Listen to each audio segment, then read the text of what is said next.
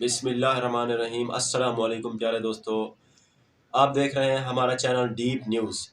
پیارے دوستو، آج کی تازہ ترین خبر یہ ہے کہ ہمارے وزیر خارجہ بلاول بھٹو نے بیان دیا ہے اور انہوں نے کہا ہے کہ پرامن خوشحال افغانستان پاکستان کے مفاد میں اسلاموفوبیا کے مسئلے میں پر مل کر کام کرنے کی ضرورت ہے۔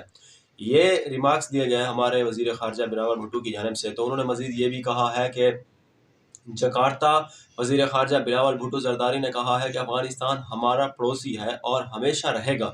میرے ملک کا مفاد ہے کہ افغانستان مستحکم پرامن اور خوشحال ملک بنے۔ سب سے بڑا مسئلہ دہشت گردی ہے۔ کوئی نہیں چاہتا کہ افغانستان دہشت گردی کا لانچنگ پیڈ بن جائے۔ اسلاموفوبیا کے مسئلے پر مل کر کام کرنے کی ضرورت ہے۔ وزیر خارجہ نے مزید یہ بھی کہا ہے کہ زرداری کا انڈونیشین ٹی وی کو انٹرویو دیتے ہوئے کہا تھا کہ مجھے امید ہے کہ افغانستان کی عبوری حکومت سیکیورٹی فراہم کرے گی اور دہشت گردی کو ختم کرے گی۔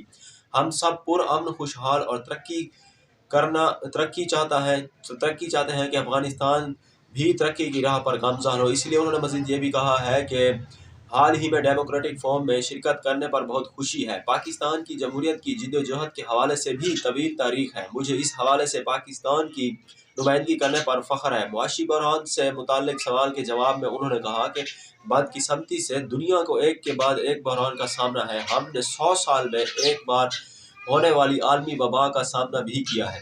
تو پیارے دوستو، یہ آج کی تازہ ترین خبر تھی۔ مجھے امید ہے کہ یہ ویڈیو آپ کو بہت پسند آئے گی اور آپ ہمارے چینل کو سبسکرائب کریں، ویڈیو کو لائک کریں۔ ملتے ہیں کسی نئی ویڈیو میں، تب تک مجھے دیجیے اجازت۔ اللہ حافظ۔